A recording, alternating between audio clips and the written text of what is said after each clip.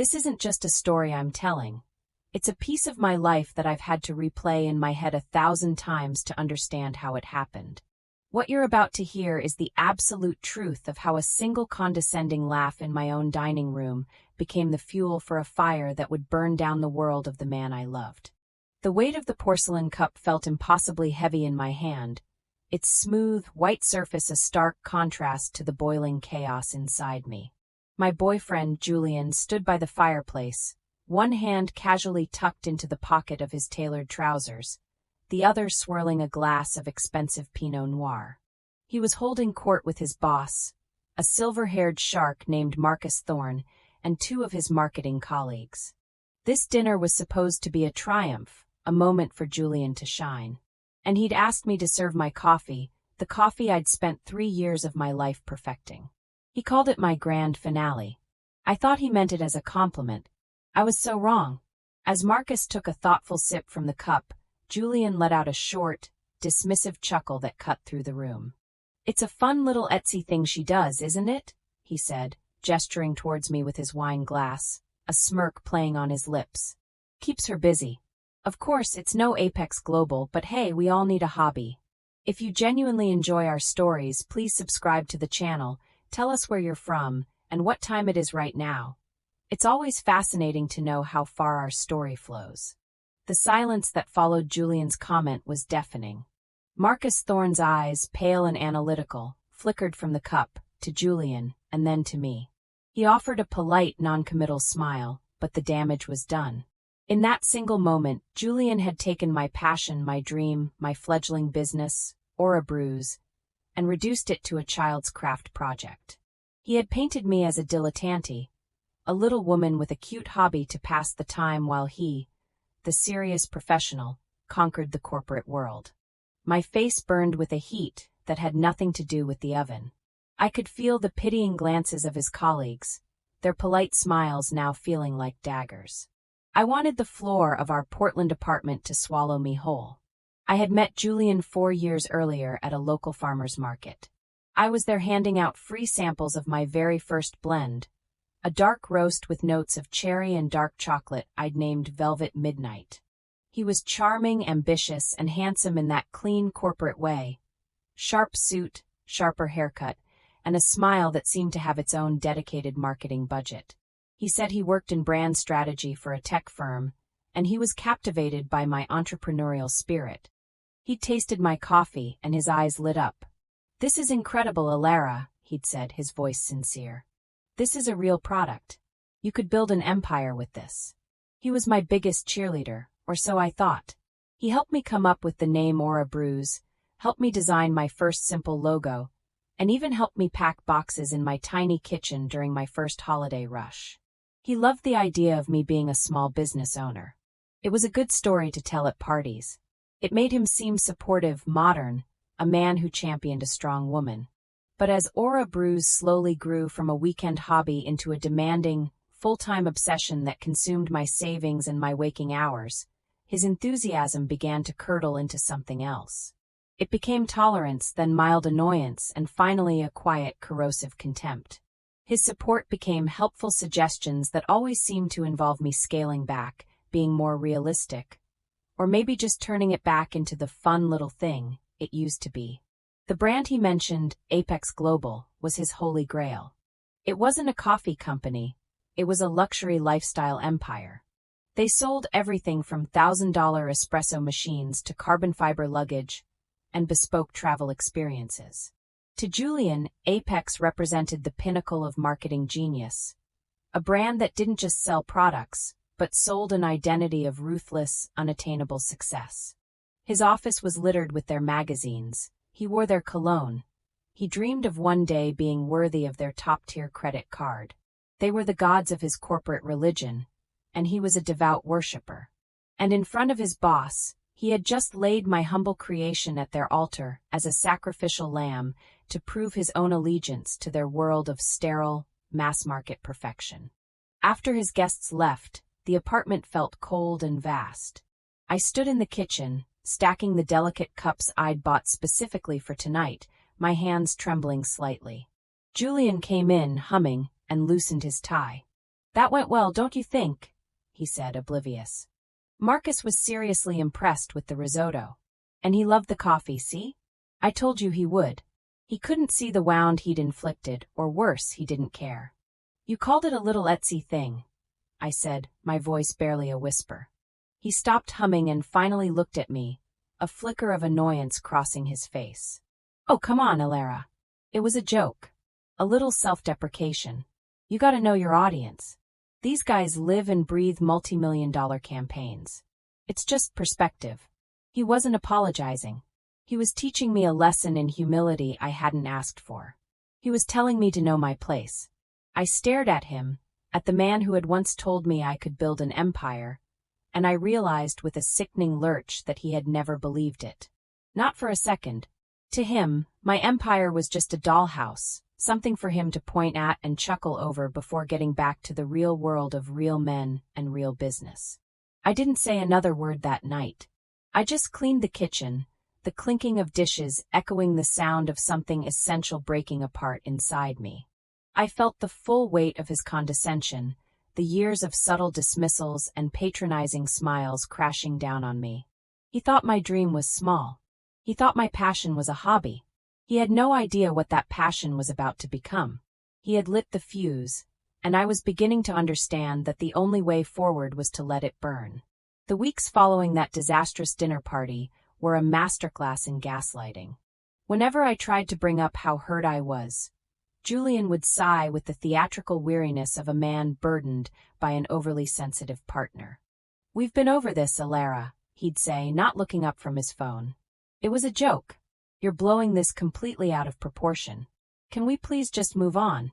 Moving on, I learned, meant accepting his version of reality. That my feelings were invalid and his dismissal of my life's work was a harmless quip. I tried to bury it, to focus on Aura Bruise, but a seed of doubt had been planted. I started watching him, really watching him, and the world I thought I knew began to dissolve around the edges. It started with small things, little instances of what he called helpful feedback.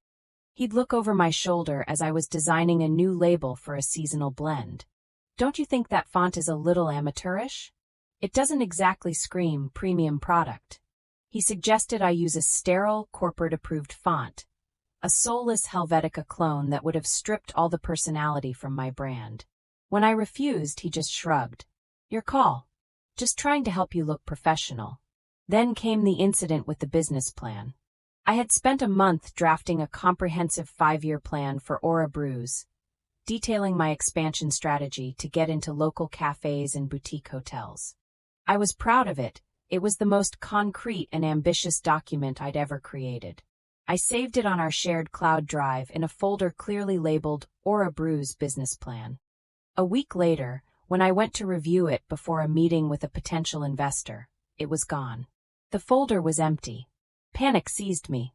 I tore through my laptop, checked my backups, my trash folder. Nothing.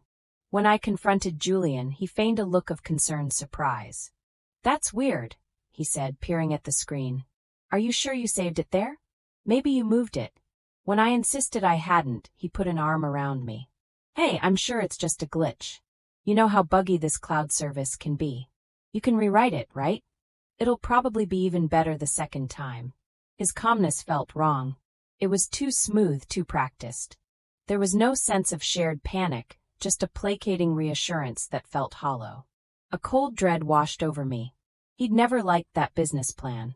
He'd called it overly ambitious, and told me I should focus on sustainable small-scale growth, which was his code for staying a hobbyist.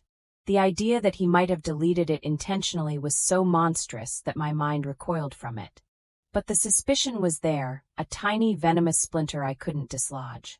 I started paying more attention to his digital habits.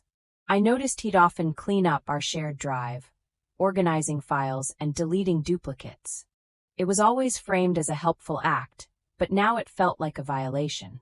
I moved all my Aura Bruise files to a separate, private drive and told him I'd bought more storage just for my business. His reaction was a tight, thin smile. Good idea. Better to keep our stuff separate. Keeps things clean. He didn't ask why. He didn't seem to care. He just seemed relieved. The final, undeniable proof came on a Tuesday night. Julian was in the shower, and his work phone, which was always surgically attached to his hand, buzzed on the nightstand. A text preview lit up the screen. It was from his friend, Dave. The message read, "Did Alara ever get over that coffee contest idea? Or is she still planning to sink your house fund into it?" My blood ran cold. Coffee contest? House fund. I hadn't told Julian about my plan yet. I was secretly researching the Golden Bean Awards, a prestigious national coffee roasters competition in San Francisco. It was an expensive, long-shot gamble, but winning could put Aura Brews on the map. I was planning to use my own savings, money I had painstakingly set aside long before I even met him. The house fund he was referring to was a joint account we had, but I hadn't touched a dime of it. He had been snooping through my browser history. He had found my research and, instead of asking me about it, had gone straight to his friend to complain, framing my ambition as a reckless squandering of his future. My hands were shaking as I unlocked his phone. I knew his passcode from the few times he'd asked me to read him directions while driving. I went straight to his messages with Dave. The conversation was a graveyard of my hopes. For months, Julian had been complaining, mocking, and belittling my work. She was up until 2 a.m. packing boxes. You'd think she was curing cancer. Just had to sit through another lecture on the flavor notes of Ethiopian beans. Kill me now. Honestly, I just wish she'd get a real job. This whole girl boss thing is getting old. Each message was a small, sharp betrayal. He wasn't just unsupportive. He was actively contemptuous. He saw my passion as a burden, my dream as an embarrassment. The supportive boyfriend I thought I had was a fiction. In his private world, I was a joke. I scrolled up to the message that made my heart stop. "The worst part," Julian had written a week after the dinner party, "is that the coffee is actually good. Marcus even mentioned it the next day. It's so annoying. If she ever got serious, she could actually be competition. Better to keep her thinking small." I dropped the phone on the bed as if it had burned me. It wasn't about him being embarrassed. It wasn't just condescension. It was fear. He saw a flicker of potential in me, a potential that threatened his own sense of superiority, and his strategy was to smother it. Keep her thinking small. The words echoed in my skull. He had deleted my business plan. He had undermined my confidence. He had framed my ambition as a flaw. It was all deliberate. It was a campaign of quiet sabotage designed to keep me in my place, to ensure my world never grew large enough to eclipse his. I walked into the bathroom and stood by the steaming shower, the sound of the water roaring in my ears. I looked at my reflection in the foggy mirror. The hurt, vulnerable woman from the dinner party was gone. In her place was someone I didn't recognize, a woman with cold, clear eyes and a resolve as hard as steel. He thought this was a game. I was about to write the rules. My grief over the relationship was a cold, quiet thing. There were no tears, no screaming matches. The love I'd felt for Julian had been hollowed out and replaced with a silent, crystalline rage. My path forward was no longer about saving our relationship. It was about saving myself. And the only way to do that was to succeed on a scale so massive, so undeniable, that his petty sabotage would look like a child throwing pebbles at a battleship. I didn't confront him about the texts. I didn't give him the satisfaction of a fight. Instead, I became a ghost in our apartment. I was polite, distant, and completely opaque. My energy, my focus, my entire being was redirected into a single burning purpose: winning the Golden Bean Awards and getting the attention of a brand that would make Julian's head explode. Apex Global. His god. His obsession. I started to think of it as a military campaign. Phase 1 was intelligence gathering. I became a student of Apex Global. I read every article, every shareholder report, every press release. I learned their corporate structure, their brand philosophy, their 5-year growth strategy. I learned that while they projected an image of sleek, modern perfection, their biggest weakness was a perceived lack of authenticity. Critics called them sterile, a luxury brand with no soul. They were desperate to partner with smaller, artisanal brands to buy some grassroots credibility. This was my opening. I zeroed in on my target, a woman named Evelyn Sterling, Apex's formidable vice president of brand curation. Sterling was a legend in the industry, known for her impeccable taste and her uncanny ability to spot the next big thing. An interview described her as being allergic to corporate jargon and obsessed with genuine stories. She was also listed as a head judge for the Golden Bean Awards. My one shot had just become the only shot that mattered. Phase 2 was product perfection. I took the money from my personal savings, every last cent, and invested it in my craft. I bought a small, high-tech roaster that allowed for precise temperature control. I sourced a rare, incredibly expensive lot of geisha coffee beans from a small farm in Panama, renowned for their complex floral notes. I spent weeks living on caffeine and adrenaline, experimenting with dozens of roast profiles, tweaking variables by fractions of a degree. I was chasing a phantom, a perfect flavor profile that existed only in my imagination. Julian watched my obsessive work with a bemused detachment. "Wow, you're really going all in on this contest, huh?" he said one night, walking into the kitchen as I was weighing out beans with a jeweler's scale. The air was thick with the rich aroma of roasted coffee. That's a lot of money, Alara. That could have been a down payment on a place in the Pearl District. I saw a loft there that would be perfect for us. "It's my money, Julian," I said without looking at him. "And this is important to me." He sighed, the sound heavy with manufactured disappointment. I know. I just worry about you. I don't want to see you get your hopes crushed. It's a national competition. The odds are well, you know." It was the same old script. The concerned trolling, the feigned worry, all designed to make me doubt myself. But his words had lost their power. They were just noise now. The only voice I heard was the one in my head telling me to push harder. 2 weeks before the competition, I finally perfected the blend. It was sublime. It had a bright, jasmine-like aroma, a silky body, and tasting notes of peach, bergamot, and honey. It was complex, elegant, and unlike anything I had ever created. I called it The Alchemist. I designed the packaging myself, a simple, minimalist black bag with a single embossed gold feather. It was everything Apex Global pretended to be: understated, confident, and impossibly luxurious. Phase 3 was execution. Getting to the competition in San Francisco was an ordeal. I packed my precious beans, my grinder, and all my brewing equipment into a reinforced case, terrified the airline would lose it.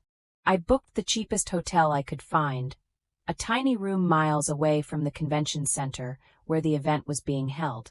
I lived on protein bars and tap water. While Julian was attending catered lunches and schmoozing with tech bros, I was taking 3 different buses to get to the venue each morning.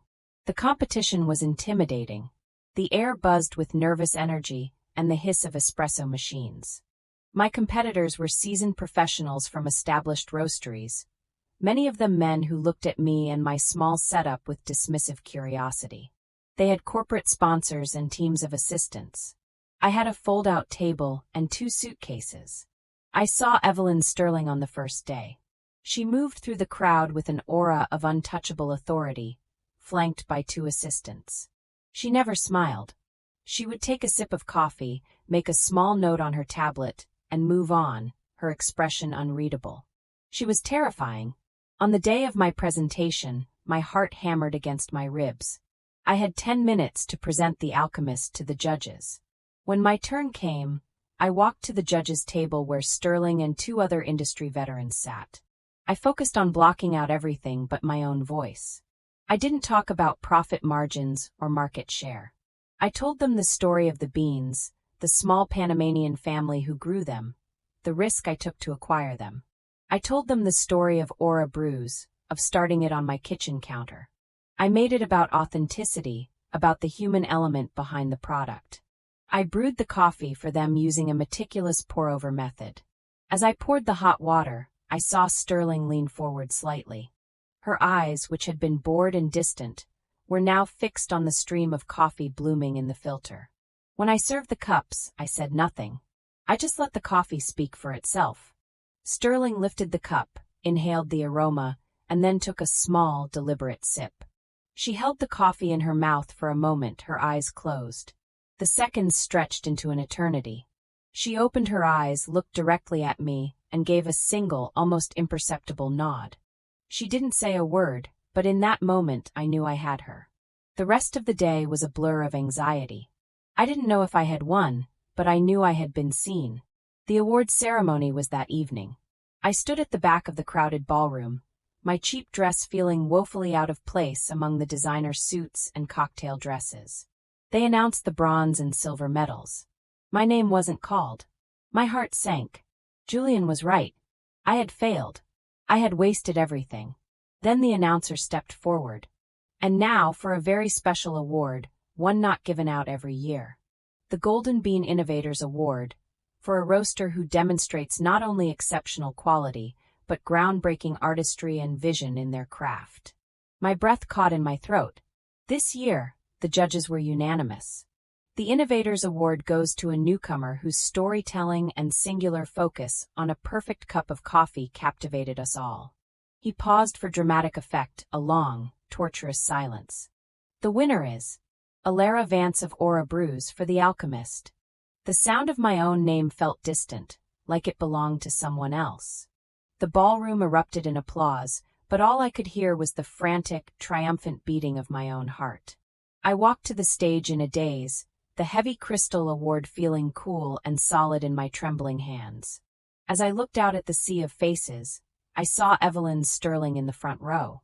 She was looking at me, and for the first time she was smiling. A real, genuine smile. It was a smile of discovery, of approval. It was a smile that said, "I see you." The next morning my phone rang. It was an unknown number with a New York area code. "Is this Alara Vance?" a crisp, professional voice asked. "This is Amelia from Evelyn Sterling's office at Apex Global. Ms. Sterling was incredibly impressed with your presentation and would like to schedule a call to discuss a potential partnership." I sank onto the edge of my lumpy hotel bed, the city of San Francisco looking brighter and sharper outside my window. A partnership with Apex Global.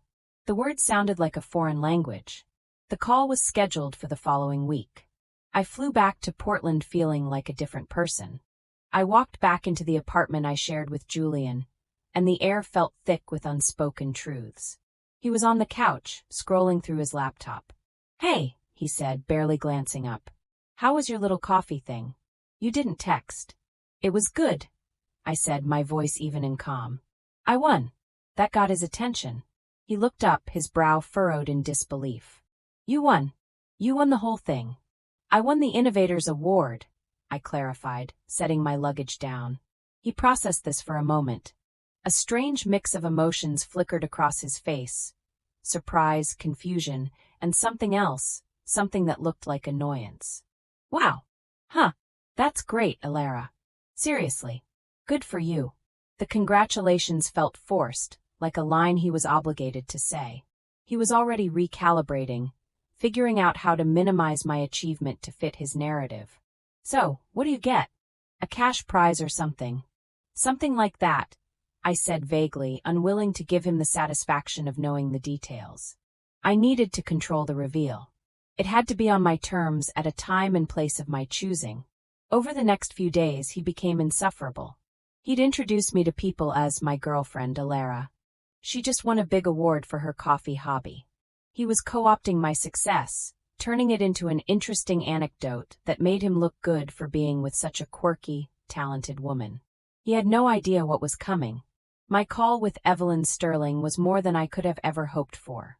She was direct, brilliant, and saw the exact value in Aura Brews that Julian had always dismissed. "What you have, Alara, is authenticity," she said, her voice sharp and clear over the phone. "It's the one thing a corporation like Apex can't manufacture. We don't want to buy your company. We want to collaborate with it. We want to amplify it."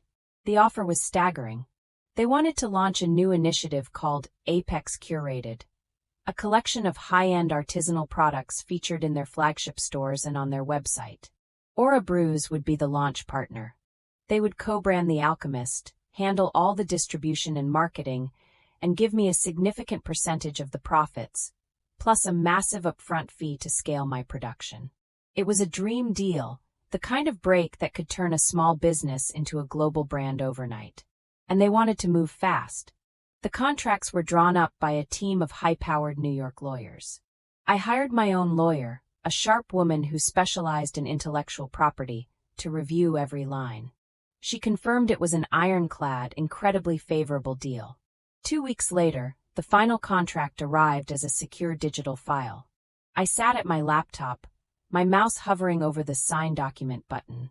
Julian was in the other room, on a loud, self-important conference call about leveraging synergy and optimizing verticals. With a steady hand, I clicked the button. The digital ink of my signature flowed across the page. It was done. Aura Brews was officially a partner of Apex Global. A wave of profound calm washed over me. The rage was gone, replaced by an icy, exhilarating sense of power. The war was over. All that was left was the victory parade. And I knew exactly how it was going to play out. That evening, I told Julian I wanted to take him out to celebrate. "Celebrate what?" he asked, distracted. "Us," I said smoothly. "And your new project at work you've been so excited about. Let's go somewhere nice." My treat. He was instantly pleased, his ego stoked. I booked a table at the Nines, one of the most expensive and exclusive restaurants in Portland, the kind of place he loved to be seen in. I wore a simple, elegant black dress, and for the first time in a long time, I felt beautiful, not for him, but for myself. The trap was set. The restaurant was a cathedral of hushed tones and gleaming surfaces, perched high above the city. Julian was in his element, nodding at a well-known city councilman at a nearby table and commenting on the wine list with an air of practiced authority. He was glowing, convinced this entire evening was an elaborate tribute to him. I let him talk, guiding the conversation with gentle questions, letting him preen and posture. He talked endlessly about his new project, a marketing campaign for a soulless data mining app, using the kind of corporate jargon that Evelyn Sterling was allergic to. He was a parody of the world he so desperately wanted to inhabit.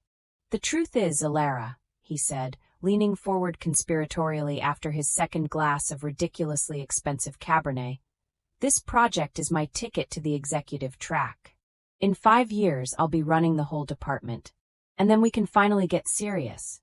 Buy that loft, maybe start a family. You won't have to worry about the coffee business anymore. You can just relax." There it was. The ultimate offer from his world, my erasure. He was offering to finally make my life easy by letting me abandon my dream. He truly believed this was the most romantic thing he could say. I took a slow sip of water, the ice clinking softly against the glass. The moment had arrived. "Actually," I said, my voice cutting through his monologue with a quiet precision, "I have some news of my own to celebrate." I reached into my purse and pulled out my phone. I had saved a PDF of the signed contract's final page to my home screen. I opened the file, the bold Apex Global logo at the top, my signature next to Evelyn Sterling's at the bottom, and slid the phone across the polished table to him. He glanced at it, a flicker of annoyance on his face, as if I were interrupting him with a silly meme. Then he saw the logo. His smile froze, melting off his face like wax. He picked up the phone, his eyes darting across the screen.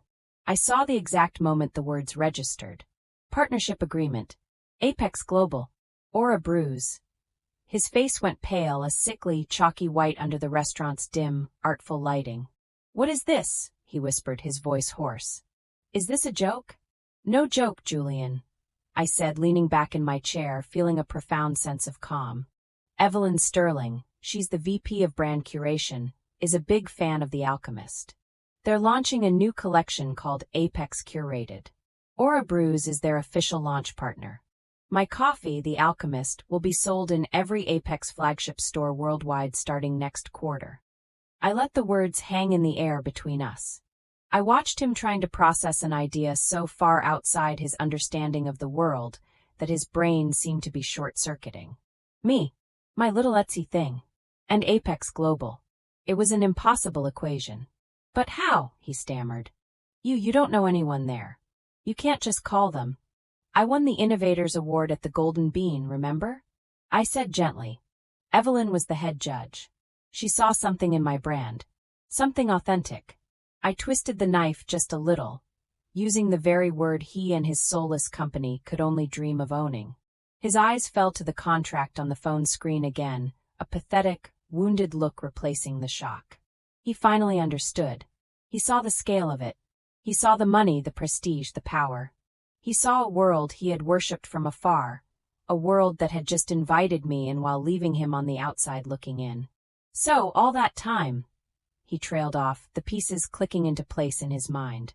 Your trip to San Francisco, the new roaster. I was investing in my business, I finished for him. The business you told me to keep small. The look on his face was everything I had pictured and more. It wasn't just shock or anger.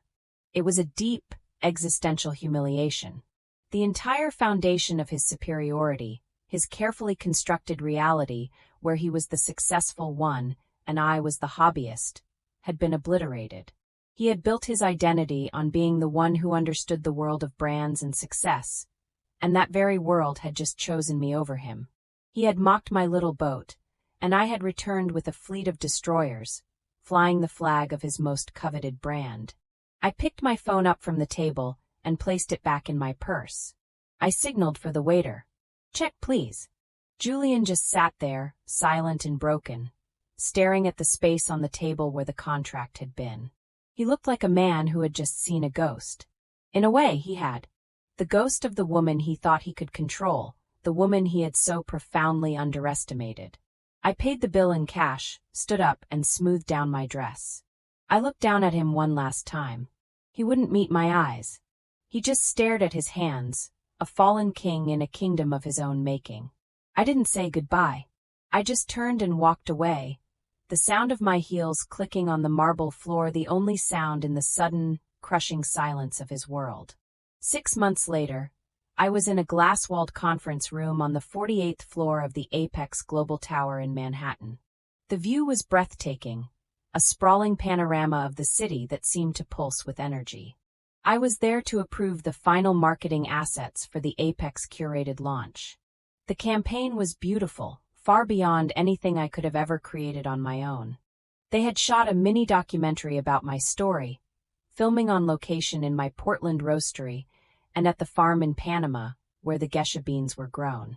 They'd captured the soul of Aura Brews, and were now about to project it onto a global stage. Evelyn Sterling sat across from me, nodding with approval at the final ad copy. We had developed a close working relationship, a mentorship built on mutual respect. She never treated me like a junior partner.